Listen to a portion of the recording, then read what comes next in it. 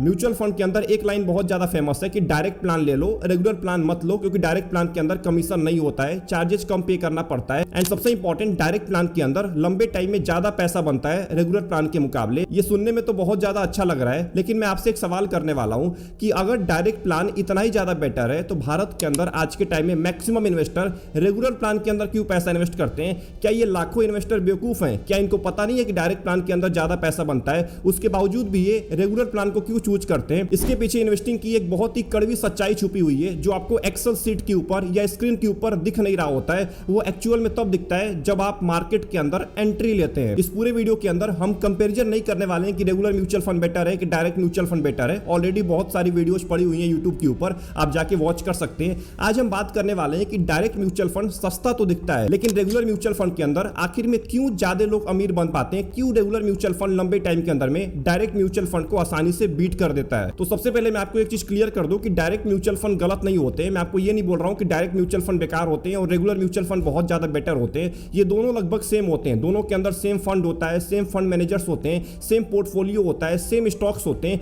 बस एक चीज का डिफरेंस होता है कि डायरेक्ट म्यूचुअल फंड के अंदर कोई भी कमीशन नहीं पे करना पड़ता है। इसके वजह से आपको एक्सपेंस रेशियो बहुत ज्यादा कम दिख रहा होता है, लगभग 1% या 1% से कम ही होता है। इसका मतलब अगर हम मैथमेटिकली चेक करें, अगर हम कैलकुलेशन करें तो डायरेक्ट म्यूचुअल फंड बेटर होता है रेगुलर म्यूचुअल फंड के मुकाबले। लेकिन असली प्रॉब्लम यहीं से स्टार्ट होती है, क्योंकि इन्वेस्टिंग लो कॉस्ट का गेम नहीं होता है। फिर से बोल रहा हूं, investing is not a cost game, investing is a behaviour game. और यही वो जगह होता है जहां पे मैक्सिमम डायरेक्ट म्यूचुअल फंड के इन्वेस्टर्स फेल हो रहे होते हैं। अब बात करते हैं कि डायरेक्ट इन्वेस्टर्स की सबसे बड़ी प्रॉब्लम क्या होती है। देखिए, जो डायरेक्ट इन्वेस्टर्स होते हैं इनका प्रॉब्लम रिटर्न नहीं होता है, इनका सबसे बड़ा प्रॉब्लम होता है कि ये मार्केट में टिकते ही नहीं है। और मार्केट में पहले रिटर्न नहीं आता है, पहले सर्वाइवल आता है। जब आप इन्वेस्टिंग कर रहे होते हैं ना, तो रिटर्न पहले नहीं आता है, पहले सर्वाइवल आता है। आपको सर्वाइवल आना चाहिए।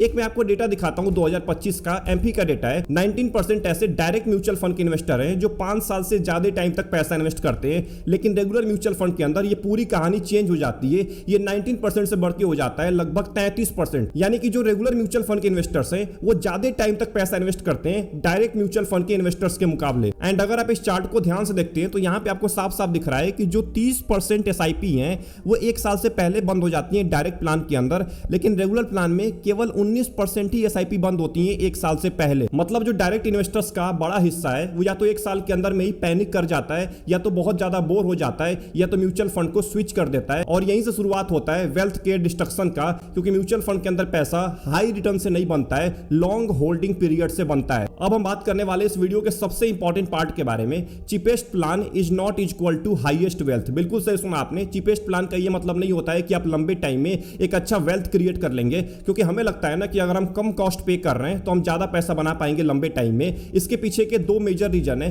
देखिए, इन्वेस्टिंग 2 चीजों से मिला के बनती है, एक का नाम है कॉस्ट और एक का नाम है बिहेवियर, जो मैं आपको पहले भी बता चुका हूं। जो डायरेक्ट म्यूचुअल फंड्स होते हैं वो आपके कॉस्ट बचाते हैं, जो रेगुलर म्यूचुअल फंड्स होते हैं वो आपके बिहेवियर बचाते हैं। और लॉन्ग टर्म में जो वेल्थ क्रिएट होता है वो बिहेवियर से ही होता है, लो कॉस्ट से नहीं होता है। 1% का एक्सपेंस रेशियो आप बचा के क्या करेंगे जब 30% मार्केट गिरते ही आप म्यूचुअल फंड को एग्जिट कर देते हैं। 0.8% का एक्सपेंस रेशियो बचा के आप क्या करेंगे जब पहले 8 महीने में ही आप फंड को स्विच कर देते हैं, फंड से पैसा निकाल लेते हैं। डायरेक्ट म्यूचुअल फंड के अंदर कमीशन को बचा के आप क्या करेंगे जब स्मॉल कैप के अंदर आप बुल मार्केट में एंट्री करते हैं और बेयर मार्केट के अंदर पैसा निकाल लेते हैं। रिटेल इन्वेस्टर्स रिटर्न मार्केट से इसलिए कम नहीं बनाते हैं क्योंकि मार्केट खराब था, वो रिटर्न इसलिए कम बनाते हैं क्योंकि उनका बिहेवियर खराब था। और इसी गैप को ना, ये जो बिहेवियर वाला गैप है, बिहेवियर और रिटर्न के बीच में जो गैप है, इसी गैप को फुलफिल करता है रेगुलर प्लान। 2025 के अंदर में बिजनेस स्टैंडर्ड ने एक बहुत ही इंपॉर्टेंट डेटा निकाला था कि जो B30 सिटीज है, यानी कि जो स्मॉलर टाउन्स हैं, जो नॉन मेट्रो सिटीज हैं, इनके अंदर रेगुलर प्लान्स के मुकाबले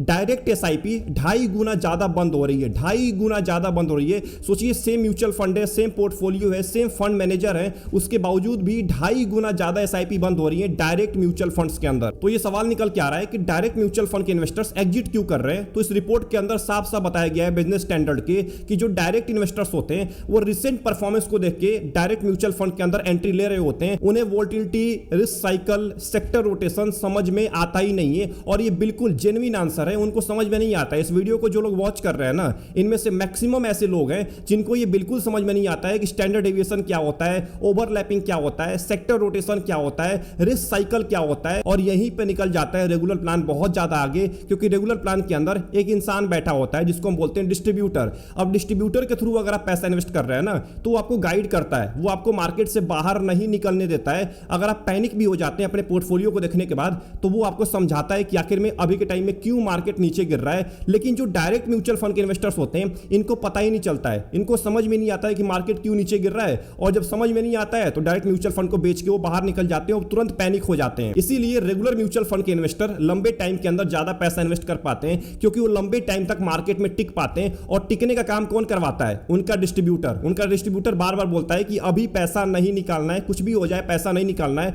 उनको वो सारी चीजें समझाता है। लेकिन डायरेक्ट म्यूचुअल फंड इन्वेस्टर्स के पास कोई डिस्ट्रीब्यूटर होता ही नहीं है, तो जो मर्जी में आता है वो लोग कर रहे होते हैं। तो आखिरी में सवाल ये निकल के आ रहा है, क्या आपको रेगुलर प्लान के अंदर पैसा इन्वेस्ट करना चाहिए? तो लोग बोलते हैं कि रेगुलर म्यूचुअल फंड के अंदर कमीशन ज्यादा पे करना पड़ता है, जो कि बिल्कुल सही बात है। कमीशन वहां ज्यादा पे करना पड़ेगा। डायरेक्ट म्यूचुअल फंड में जहां पे आधा % का एक्सपेंस रेशियो लगता है, तो रेगुलर प्लान के अंदर हो सकता है कि 1.5% का आपको पे करना पड़े। लेकिन सवाल ये निकल के आ रहा है कि जो आप कमीशन पे करते हैं, या आप दे कहां पे रहते हैं, किस चीज का आप कमीशन पे कर रहे होते हैं? आप फंड चूज करने का तो कमीशन नहीं पे कर रहे होते हैं, ऑब्वियस सी बात है ना। फंड तो कोई भी चूज कर लेगा। एक डायरेक्ट प्लान का जो इन्वेस्टर है, वो भी एक अच्छा म्यूचुअल फंड चूज कर लेगा। कुल मिला के हम जो पैसा पे कर रहे होते हैं, वो फंड चूज करने का नहीं कर रहे होते हैं, वो कर रहे होते हैं हम एसेट एलोकेशन के लिए, रिस्क प्रोफाइलिंग के लिए, गोल मैपिंग के लिए, रीबैलेंसिंग के लिए, टैक्स हार्वेस्टिंग के लिए, रॉन्ग फंड से बचने के लिए, पैनिक सेलिंग को रोकने के लिए, और सबसे इंपॉर्टेंट डिसिप्लिन के लिए। ध्यान रखिएगा, जो डायरेक्ट इन्वेस्टर्स होते हैं वो केवल फंड खरीदते हैं, लेकिन जो रेगुलर इन्वेस्टर्स होते हैं ये बिहेवियर को आउटसोर्स करते हैं। और लॉन्ग टर्म वेल्थ क्रिएशन के लिए बिहेवियर आउटसोर्स बहुत ज्यादा अंडररेटेड है आज के टाइम में,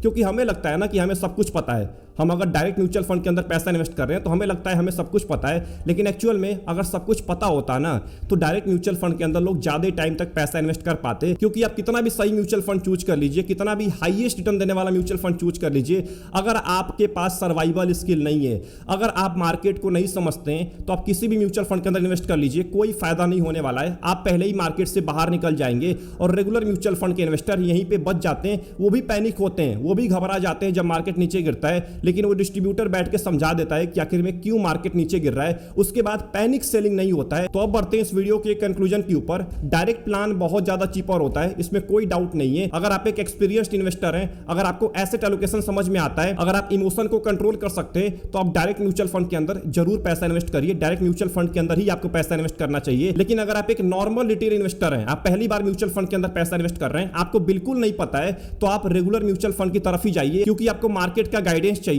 आपको पैनिक कंट्रोल चाहिए, आपको डिसिप्लिन चाहिए, एंड आपको लॉन्ग टर्म तक इन्वेस्ट करने के लिए मोटिवेशन चाहिए। और ये सब देता है डिस्ट्रीब्यूटर आपको, जो आपसे कुछ % चार्ज करता है और आपको बहुत कुछ देके जाता है। आई होप आपको ये पूरी वीडियो पसंद आई होगी। इस पूरे वीडियो के अंदर आपको डायरेक्ट और रेगुलर म्यूचुअल फंड के बारे में सब कुछ नॉलेज हो गया होगा।